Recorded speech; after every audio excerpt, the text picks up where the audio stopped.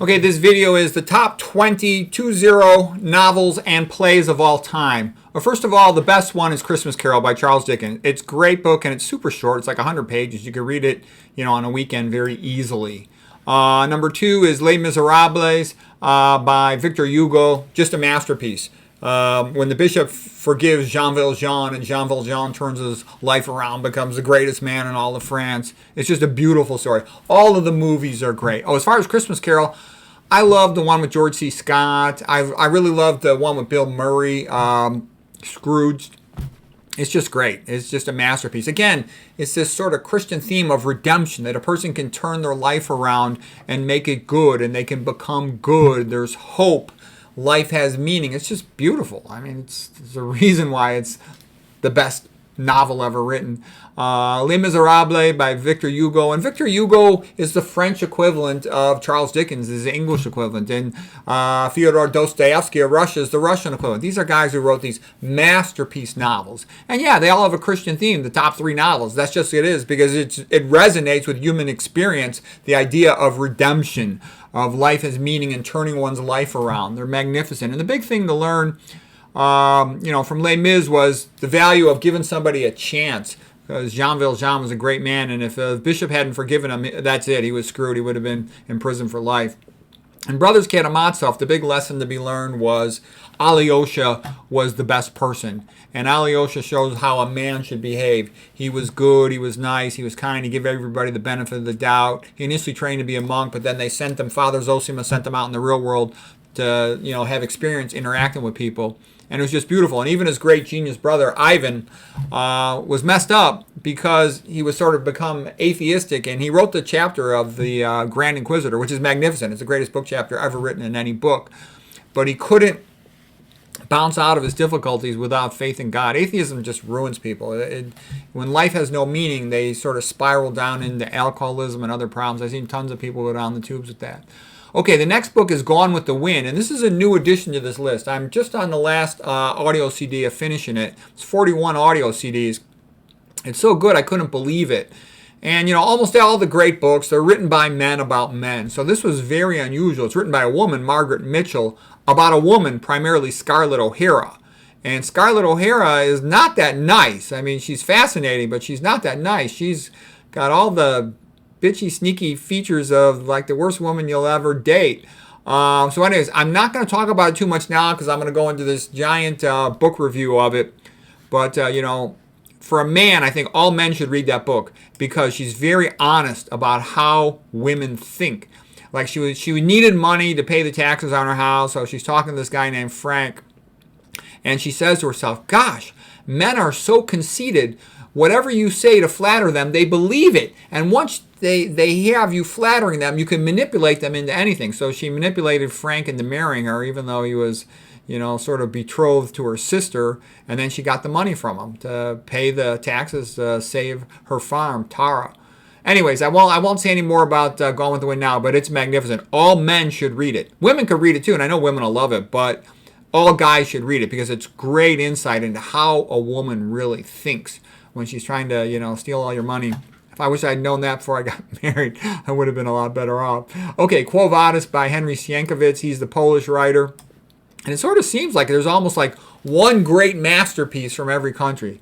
And it's sort of the contrast between the early Christians and the Romans, how the Romans were just brutal, and in there's a character, a high-ranking Roman aristocrat, patrician named Petronius, and he sort of says, from the ancient Greeks, we learned about theater and poetry and literature and philosophy. He says, from the Romans, we learned about power.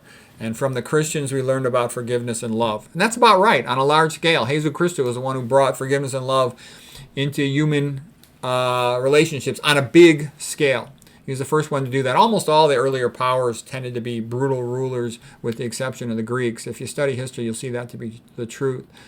You can look at Edith Hamilton and her books about it. They're magnificent. The Greek Way, for example. So anyways, then another great books by the English guy, George Orwell, later on came along. Animal Farm in 1984 are masterpieces. And they were masterpieces of the idea of excessive control, of the early version of the Jeremy Bentham panopticon, and what that leads to, what that means. And he had a lot of experience in that from his personal life. And the guy was a genius, Orwell.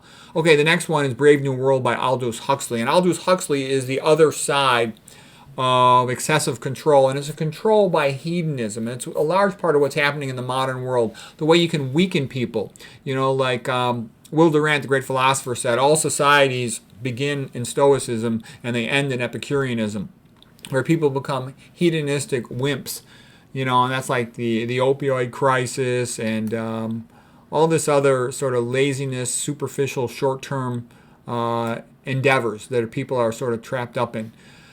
Okay, the next one was Tale of Two Cities by Charles Dickens. That's about what happened in France with the atheistic French, in the 1790s. What a disaster that was.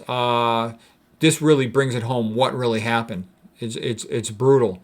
And I studied a lot, but that's the best book. And what I've come to the conclusion is it's kind of a waste of time for students to study history in high school and even college without reading these books. I'm seeing that I learn more history from reading historical fiction than I do from reading historical nonfiction, because you almost need the sense of the people and the emotional issues of the time before you can remember the boring old dates and figures. You learn history best by stories about people. Okay, the next book would be Atlas Shrugged by Ayn Rand, and that's really the best book about economics and recognizing BS. Ayn Rand was fantastic on those subjects. She's not as good on character development or on the emotions of the story, but in terms of like seeing what's really involved in socialism and the way games are played to take people's money away, she's great on that.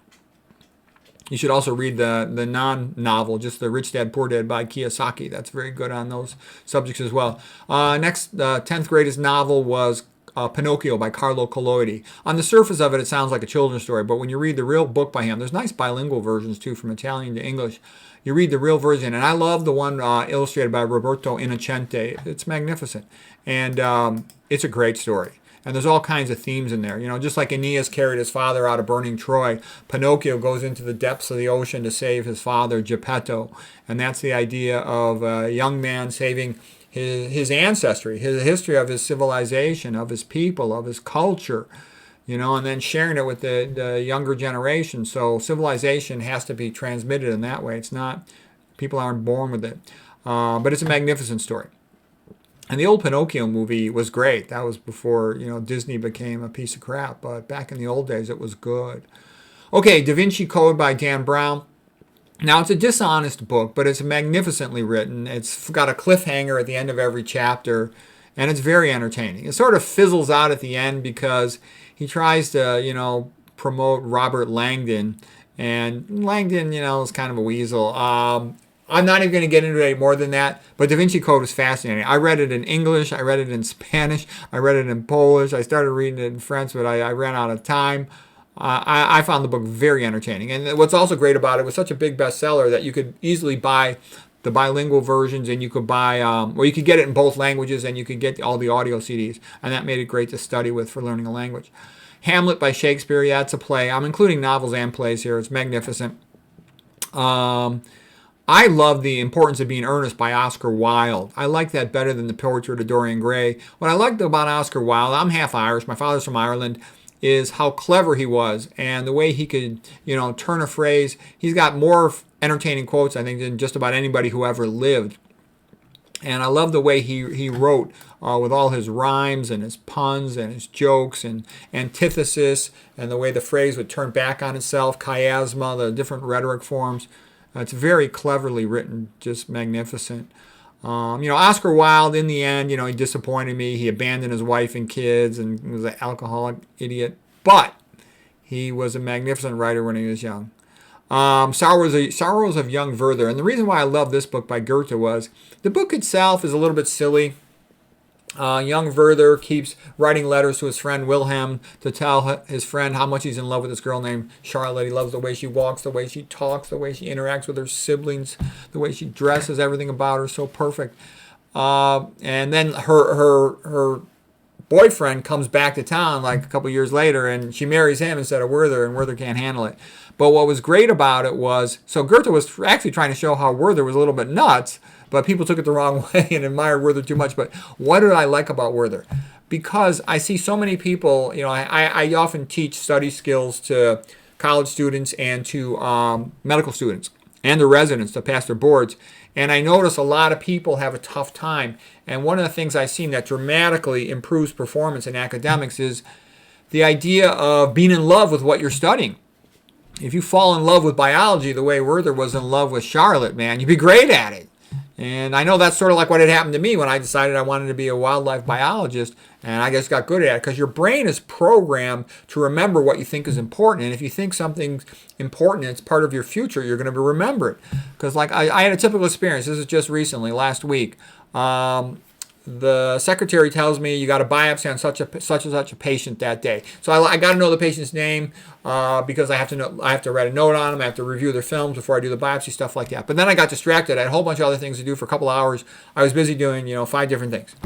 And then somebody said to me, "What about such and such, the patient's name?" And it's like, boop, I understood. I remembered it. I had made 0 attempt before that moment to remember it, but I remembered it because my brain knew it was important to know that biopsy name because I was going to have to do the patient, even though I made no effort whatsoever. So what I'm trying to say is, if you simply tell yourself this subject is important, your brain it's like telling your brain, remember everything related to the subject, and you'll be really way better at the subject. For example, a lot of people hated biochemistry. It's the most difficult subject in medical school because they think it's so difficult. But my attitude was biochemistry is the language of God that he uses to write the book of life, and to understand this well, one must really know biochemistry. So I was totally pumped up to do biochemistry, and I did great in the class, but I think it was in large part because I thought it was beautiful. I really liked it. Okay, next, Poland is the sort of historical fiction novel by James Michener about a family over a course of about 1,000 years in Poland and all the different big events that had happened through those years. Trinity is the equivalent historical fiction novel following Connor Larkin is the main hero of the book from the story of Ireland. And I've read tons of Irish history. My father's from Ireland. I talked to all the grandparents and uncles. They told me all the stories. But what I'm trying to say is these books are magnificent. I've read a whole bunch of histories of Ireland, but none of them stick even, a third as well as this book, Trinity, did. Okay, and the Poland, I read a lot about Poland, and that one stuck with me well, too. My wife was from Poland, okay, so I became very interested in Poland, tried to teach myself the Polish language. But that book was the best. It was a great book, okay? And I would read the book, and I would listen to it also, and it made it very entertaining. Next, Charlotte Simmons and A Man in Full by Tom Wolfe. Tom Wolfe was the greatest stylistic writer from the United States. He's got all kinds of clever punctuation, onomatopoeia, and use of rhetoric. So I would read him. He's a much more clever writer than Hemingway. Hemingway's kind of simple-minded in comparison to Wolfe. And Hemingway is sort of macho. I like Hemingway when he was young. He was a real heroic guy. I like that. But he doesn't leave any extra meaning with me, okay? He went to a bullfight. Whoop-de-doo, okay? But I learned a lot more from writing style from Tom Wolfe. So that's why I really like Tom Wolfe, okay? Charlotte Simmons, when she was in college, it was interesting how college kids behave. And again, a man writing from a woman's perspective was kind of entertaining. A Man in Full I liked too. That was an old macho guy. I liked him. All right, the next one, Alice in Wonderland Through the Looking Glass. Now, these books are a little bit silly, almost to the point of being stupid, but they're full of clever phrases and metaphors and puns and jokes that I find myself quoting them a lot. Even though when I was reading them, I thought they were a little silly, I still look back and found them helpful. I made videos about them. I made videos about a bunch of these books. Don Quixote by Miguel Cervantes, the plight of a good man doing the best he can, and how no matter what you do, there's a sense of the absurd in our lives. Smollett wrote good translations of it, so I like the Smollett translation. I listened to the audiobook version of that, and I found it very enjoyable. Don Quixote by Miguel Cervantes.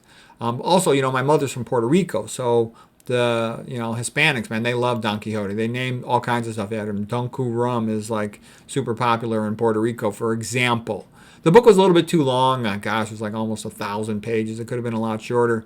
The point was made early on in the book, but I liked it. Basically, Don Quixote, he decided he was going to do what he can to save civilization, even though it was kind of a hopeless. It was worth a try. So that was entertaining. Okay, the joke got a little old, but it was still a great book. Okay, Tristram Shandy.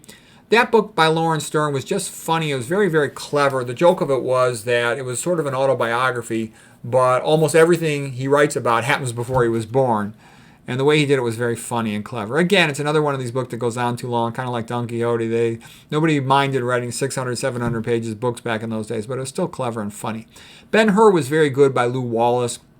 And the gist of Lew Wallace was that he was a general from Indiana in the Civil War for the Northern Army, the Union, and he got blamed or disgraced at the Battle of Shiloh that he didn't arrive to the battle on time. And he says because his communication was ambiguous and confusing. And he was actually a real heroic guy. So I believe Wallace, but they had to blame it on somebody. They had such high casualties, so they blamed it on him, and he was pissed off. And he wanted to redeem himself. And he was studying a lot about religion, about Jesus Christus, and he decided to write a book about him. And it's sort of another book about early Christianity, in a sense analogous to Quo Vadis, but I actually prefer Quo Vadis. Quo Vadis is better. Plus the relationship between the Roman general Vinicius and Lygia, the barbarian princess, was magnificent in Quo Vadis, and the psychology of it was magnificent. But Ben-Hur was still a very good book. Actually, the movie Ben-Hur is better than the book. With Ben-Hur, the book, it starts out so slow. You got to read like 100 pages before it gets good, but then it does get quite good after that. And the movie was great, and the chariot race was great, and Charlton Heston was great. And the writing in the book actually then did pick up. It was actually, he had written 2 books and combined them into one. But anyways, be that as it may, the reason why I renewed this video was because Gone with the Wind got moved into the 4th spot because it was so magnificent, the book. I couldn't believe how great it was. One of my favorite books ever. So there it is. Hope it helps.